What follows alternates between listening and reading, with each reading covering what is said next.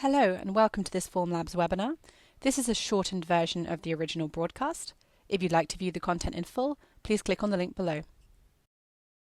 I'm really pleased to be joined by Nate Alt, a Formlabs colleague of mine who leads quality and regulatory affairs. We'll hear from him in just a moment, but really pleased to be joined by Audrey Turley from Nelson Labs. Nelson Labs is, as Audrey will tell you, the world's leading compatibility testing lab and other service provider. And before we hear from her, I'll share a few minutes of background on Formlabs and why we're bringing everyone together. So we are a manufacturer of 3D printers and materials. We're trusted by hospitals, medical device firms, and the other groups that we mentioned in the poll, being used for, and those customers are using our machines for a wide range of parts that are either patient matched or serialized, mass produced, many of which are biocompatible as well. We're considered the market leader for professional grade 3D printing with over 90,000 printers sold in the last 9 years and over 100 million parts printed across the install base.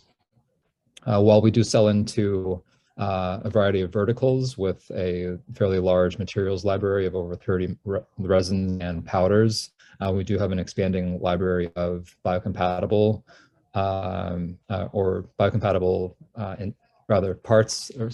I'll back up and say we have a growing library of resins, including our biomed resins, which are intended for biocompatible parts used by all of you in the audience here. Biomed White and Biomed Black are the two newest materials, which were announced just a few weeks ago. And we've done, as Nate will touch on in more depth, we do quite a bit of biocompatibility testing and have our own 1345 facility and other information that we make freely available on our website or through a sales or services rep, for example, including for our biomed resin library.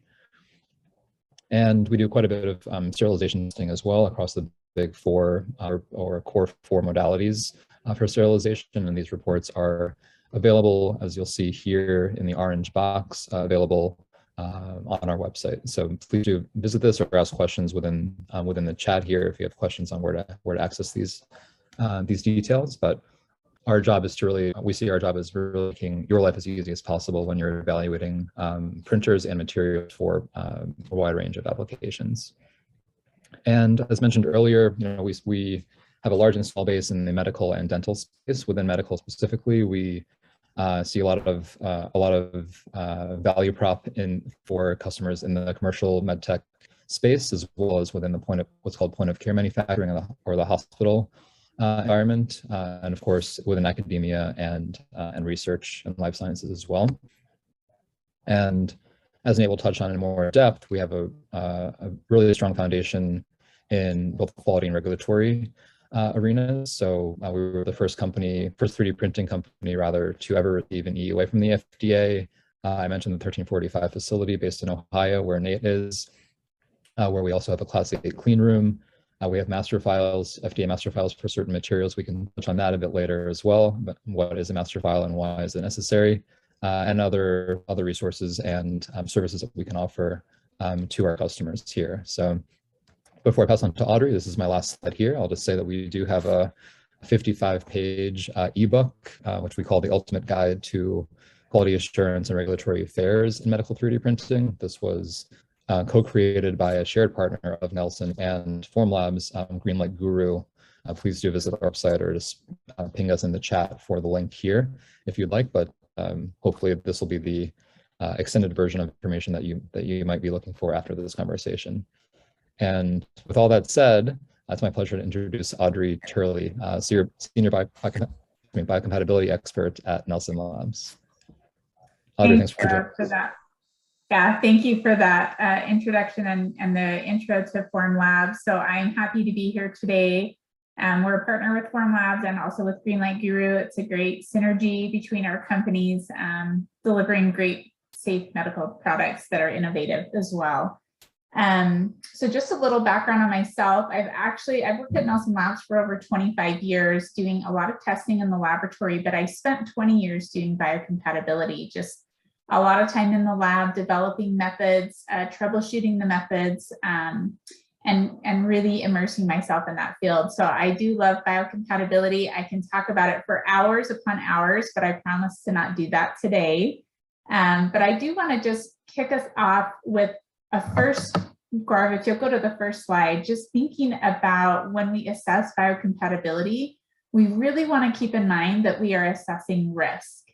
So I like to put that at the forefront of most of my presentations. So 10993 Part 1 is our go-to standard for biocompatibility.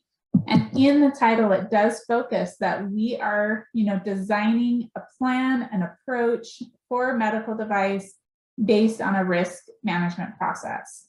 And so when we want to think about risk, we like to go to our definition in ISO 14971, where it tells us that risk is the combination of the probability of occurrence of harm and the severity of that harm. So how often is it likely to happen? And if it does, how severe is it? So we want to keep that in mind, because a lot of times we have to come to a point where we say, is that even a risk? Or it is a risk, but is it worth it? So we're finding that a lot of times in the conversation, that's how we'll make some decisions. So keep that in mind as we talk today about how we're going to do an overall approach for biocompatibility for medical devices. So on the next slide, I've just laid out just a simple approach. If you read the standards, Nate and I are very much on the same page with this. This is all in the standards, nothing new, but just there's a lot of room for interpretation. So I really like to simplify things as much as possible. The first thing you want to do is always have a documented biological evaluation plan. In 10993, this can be referred to as an initial risk assessment. So this is really laying out what your device is, how it contacts the patient, what are the materials, and what are some identified hazards that might possibly be a risk that we need to evaluate. And once you kind of get that all figured out, then you move into step 2, where all the magic happens, or sometimes Murphy's Law happens. So you know what your story is going to be, and then you get to part 3, where you write your biological evaluation report summarizing, here's what we said in the plan, here's what actually happened, and here's why our device is safe, or we need to do a little bit more data gathering, striving to come to a conclusion of biocompatibility. So I'm focusing just a little bit more today on some initial things that I see missed a lot in that first step of biological evaluation plans. And I would say one thing I say often is to document what you're doing and why you're doing it. Capturing that tribal knowledge is really critical, because we don't want to say, oh, we're doing it because we've always done it that way. That won't work in a submission, and it can create a situation where you generate data that is troublesome, but it doesn't really relate to your device. So we like to think about this up front. And so when we talk about a biological evaluation plan or that initial risk assessment, device description is critical. Really talking about how the device contacts the patient and understanding the terminology that we use in the biocompatibility world. So direct and indirect are often, indirect contact is the most misunderstood term in the medical device industry. So I put these definitions up here. You can get them straight from 10993 Part 1. But I really want to focus that indirect contact is not your packaging. In most cases, it's not packaging. Sometimes it can be, but for medical device laying in a tray, that's not considered indirect contact. So these definitions become really helpful when you navigate changes, or how does our device or how does a certain component actually contact the patient.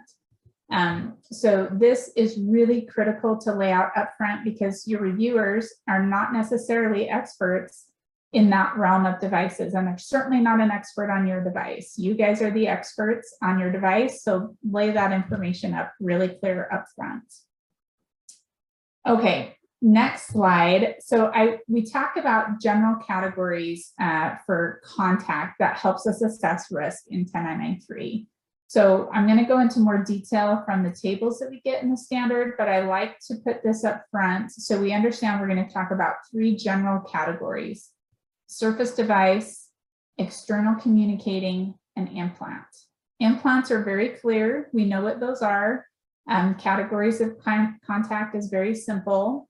Surface device is mostly clear for skin and mucosal membrane. It gets a little tricky when we talk about a breached or compromised surface. And I say that because I've added reddened skin here because I have had submissions where the regulatory body has considered if the skin is even red or agitated in any way, it is considered a breached surface. So you can see there's some nuances for some of these categories where it's not always just how you would imagine it or what we know from defining the words. External communicating devices are devices that sit inside and outside the body at the same time. So we think of catheters, surgical instruments where one end is in the hand of the practitioner and the other end is inside the patient. And then also considering blood contact can be tricky. If it's indirect blood contact, a great example is a fluid administration set.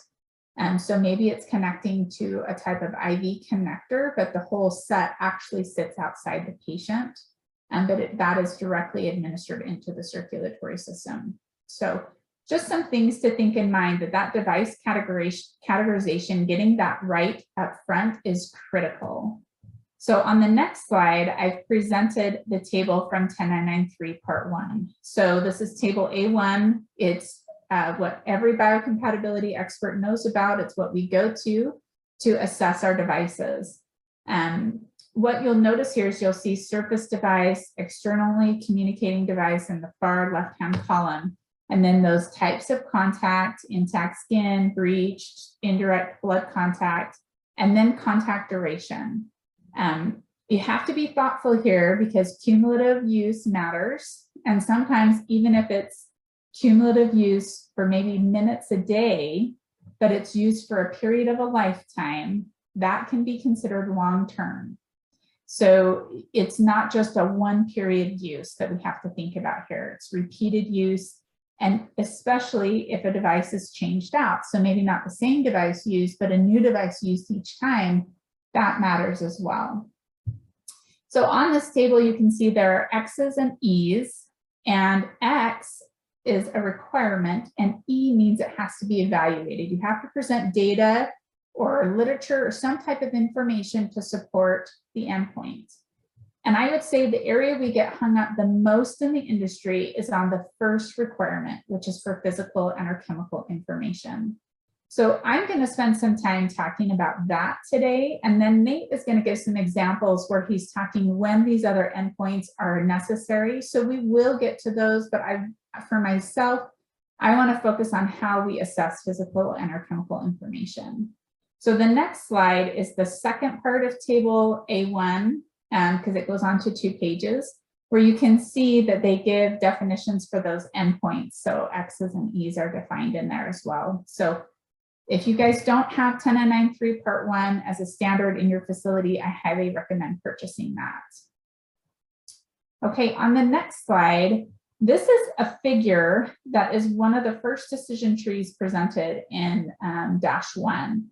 And the very first thing you come to right above what I've shown here is, does your device contact the patient? So you can see why I put that definition first. Like, you really have to understand direct and indirect contact.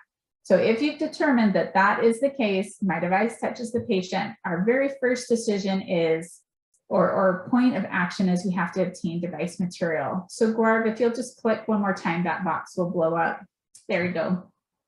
So obtain device material, identification and chemical characterization shall be considered. So I want to be very thoughtful of how we interpret this requirement. So it's telling us we have to think about whether chemical characterization testing according to -18 is required. And if you don't know about chemical characterization testing, it can be very extensive. It's a couple of month process. It can go up to 4 months, and then you have to have a toxicological risk assessment performed afterwards, which can take an additional 2 months. And so it's a fairly long and expensive process, and we want to be thoughtful upfront if this information will support patient safety. That is our #1 goal. patient safety. So we're thinking about that risk again. What will this data tell us? So I've just presented a few decision trees for us to go through to understand when that testing is necessary and helpful, and when it doesn't help as much, and what other information we can use to meet this initial requirement. If you remember on the table, it says physical and or chemical information is required. This is saying you have to consider if you're going to use chemical characterization to meet that requirement. So on the next slide, I've put up a couple of definitions. I'm not going to read them, but I just want you to know, go to the definitions because they really do clarify what the physical and or chemical information requirement is and what material characterization is. So material characterization is a data set obtained through chemistry.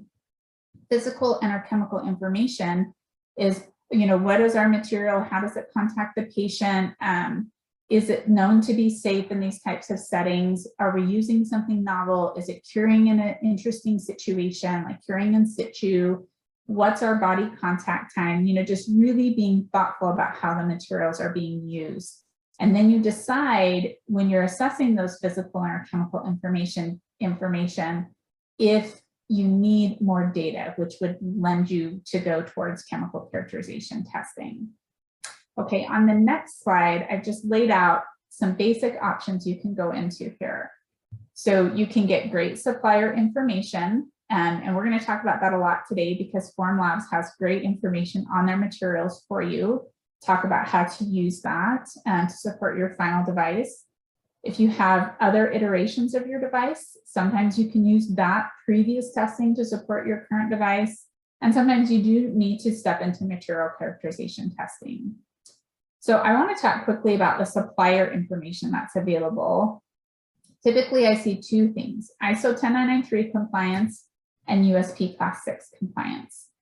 Now, I want to briefly just state ISO 10993 parts or USP Class 6 is typical that we would go to, or we've seen that a lot, but I will say that is going away. USP is going to update to remove the classifications of plastics from that section, and it will focus more on lining up with 10993. And one thing to remember is that USP Class 6 is designed for pharmaceutical containers. So raw material suppliers have been using that because it was, it was a low-key biocompatibility. I don't say easy, but it wasn't, all of the testing. It was something to say, we know we're starting with something safe. But that is changing. So we're urging more of the medical device raw material suppliers to go to a 10993 thought process. So if you have a supplier that's done 10993, you have to ask yourself, what tests have they done? Does it apply to my device? And are those tests, applicable? So sometimes we'll see certificates that say we're 10993 compliant. There's over 20 sections of 10993. So you want to get more details than that one sentence. And so if you're doing supplier information, that's one option. For predicate testing on the next slide, I've just included a snippet here from the FDA guidance document that they like you to use your predicate information. That's easier, it's less testing, less animals used. So from the FDA guidance document, they even have an attachment F that provides some examples that you could do to show this is how we're going to compare, our previous device or even an existing product on the market to our device. One thing I would warn about predicate device comparison is that you need to know the materials and the manufacturing process in order to make that connection very clearly for the regulatory bodies.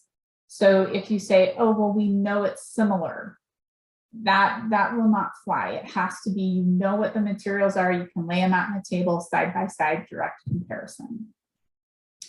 And so then the last part, material characterization. So we want to think about, so when you're asking yourself, is this appropriate? We want to think about the nature and duration of clinical exposure. And why we want to think about that is because we have to know already at the end of chemical characterization how we can apply that data. So here at the bottom, I put, this is extractable leachables data. And what does the data tell you? And how can that data then be applied to the device? So that data is just a list of compounds and the amount that came off. And you have to have a toxicologist then look at that data and say, does this support safety based on my device contact? And on the next slide, I've identified the endpoints where this data can most commonly be applied in the industry. So you can see it's for systemic exposures. So all the time points of systemic toxicity and genotoxicity, carcinogenicity. We also can sometimes use it for developmental and reproductive toxicity. So if you have a limited contact device, it's not really helping you with sensitization or irritation. We're hoping to get there, but there's not accepted threshold limits. And that's why, we're saying from an industry perspective, that's not scientifically sound right now. So if you're thinking about material characterization, be really thoughtful about the length of time your device contacts the patient. And so this is just an overall approach to thinking about material characterization. And Nate is going to go into some more examples and tell you what, as a supplier, Formlabs offers from their materials that helps with your biocompatibility. Sure. Thanks for that information, Audrey. Like she mentioned before, Formlabs and myself are in agreement and alignment with the information she presented. So this makes this very easy to talk through. Thanks for articulating that for us, Audrey. So our assessment of biological safety really follows the same process that Audrey went through. We have a fully documented and well-documented design control process that we follow that biocompatibility or biological safety is just one part of. So since we're talking and focused mostly on biological safety, I'll focus on that today. Thank you for tuning into this webinar preview from Formlabs. To view the content in full, please click on the link below. Alternatively, if you'd like to get more information on our products and services, then please visit our website.